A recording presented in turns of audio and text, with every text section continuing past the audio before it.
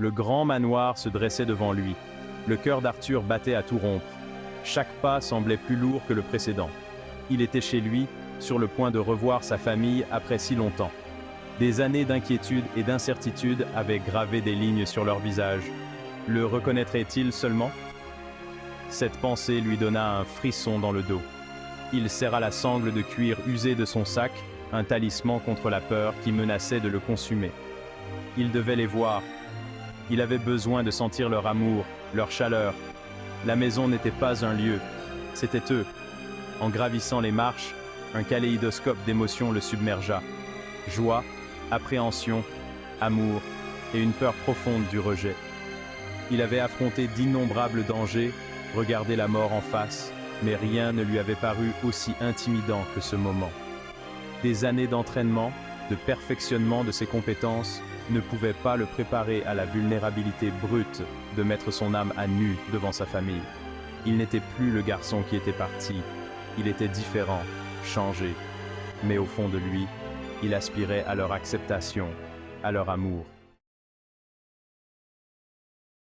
Une servante, le visage marqué par la surprise, le fit entrer dans les grands couloirs. Ses yeux s'écarquillèrent en voyant son apparence.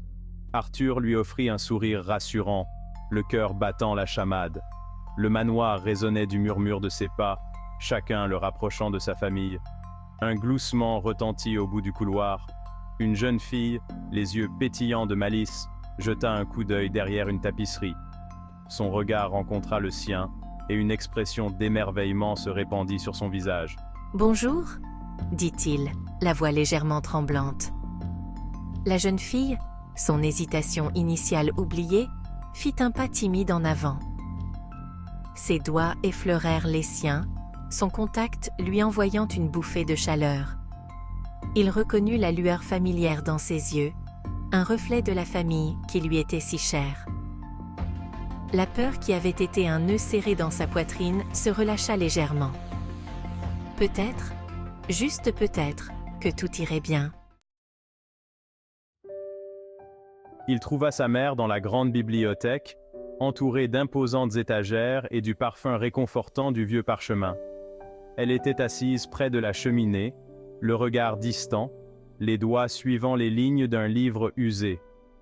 Entendant ses pas, elle leva les yeux. Le temps sembla s'arrêter. Ses yeux, remplis d'un mélange d'incrédulité et de joie immense, rencontrèrent les siens. Un hoquet de surprise lui échappa, tandis qu'elle se levait de sa chaise, son livre tombant au sol dans un bruit sourd. « Arthur » souffla-t-elle, la voix tremblante. Il se précipita vers elle et la serra dans ses bras. Elle s'accrocha à lui, son étreinte féroce, ses larmes trempant sa chemise. Il ferma les yeux, le parfum familier de son parfum l'enveloppant. C'était l'odeur de la maison, de l'amour, de tout ce à quoi il avait aspiré. « Mon fils » murmura-t-elle, la voix épaisse d'émotion. « Tu es à la maison. » La petite fille du couloir entra timidement dans la bibliothèque, son regard allant d'Arthur à leur mère. Il s'agenouilla, son sourire doux. « Viens ici » l'invita-t-il en ouvrant les bras. Elle courut dans ses bras, ses petits bras s'enroulant autour de son cou. Il la serra fort contre lui, son cœur débordant d'un amour dont il ne se savait pas capable. Elle se recula, les yeux écarquillés par la curiosité. « Tu es parti si longtemps » chuchota-t-elle, la voix remplie d'admiration. « Où étais-tu » Il rit doucement en lui ébouriffant les cheveux. « C'est une longue histoire » dit-il, son regard rencontrant celui de sa mère. « Mais je suis là maintenant, et c'est tout ce qui compte. » Son acceptation innocente, son amour inconditionnel, était un baume pour son âme. Il était chez lui, entouré des personnes qui comptèrent le plus. Le son d'un rire tonitruant résonna dans le couloir. Le père d'Arthur, le visage marqué par les rides du temps et de l'inquiétude, entra dans la bibliothèque. Ses yeux, habituellement pétillants de malice, étaient rouges, son sourire hésitant. Mais lorsque son regard se posa sur Arthur, tout son comportement changea. Son sourire s'élargit, transformant son visage, et il se précipita vers son fils. Mon garçon, s'exclama-t-il en serrant Arthur dans une étreinte puissante. Arthur rit, le son résonnant dans la pièce. Il avait oublié la force de l'étreinte de son père, ce sentiment d'être enveloppé dans sa chaleur et son amour. Il sentit la main de sa mère sur son épaule, son toucher léger et rassurant. Pour la première fois depuis des années, il se sentit entier, entouré de l'amour de sa famille. Le flot initial d'émotions s'apaisa, remplacé par un silence confortable. Ils s'installèrent autour de la cheminée, le feu crépitant projetant des ombres dansantes sur leurs visages. La mère d'Arthur s'activait autour de lui, ses mains lissant constamment ses vêtements déjà impeccables. Son père lui racontait des histoires du village, sa voix résonnant de rire. Sa sœur était assise à côté de lui, les yeux écarquillés d'émerveillement, tandis qu'elle écoutait ses récits. Mais sous la surface de leur joie, Arthur sentait leurs questions muettes. Il voyait l'inquiétude gravée dans les yeux de sa mère, l'inquiétude cachée derrière le rire chaleureux de son père. Il voulait savoir où il avait été, ce qu'il avait enduré. Il leur devait une explication, une chance de comprendre les années qu'ils avaient passées séparés. Il prit une grande inspiration, prêt à dévoiler la vérité qu'il avait gardée cachée pendant si longtemps. Arthur commença lentement, sa voix douce mais ferme.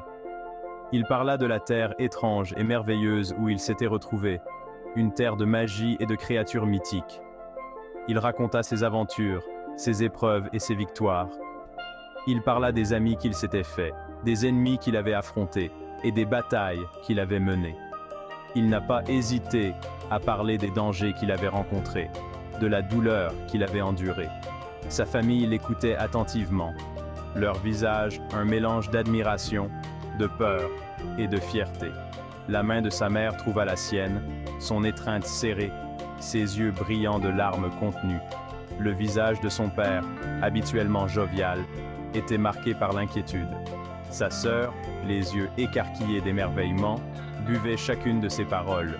En parlant, il sentit un poids se lever de ses épaules.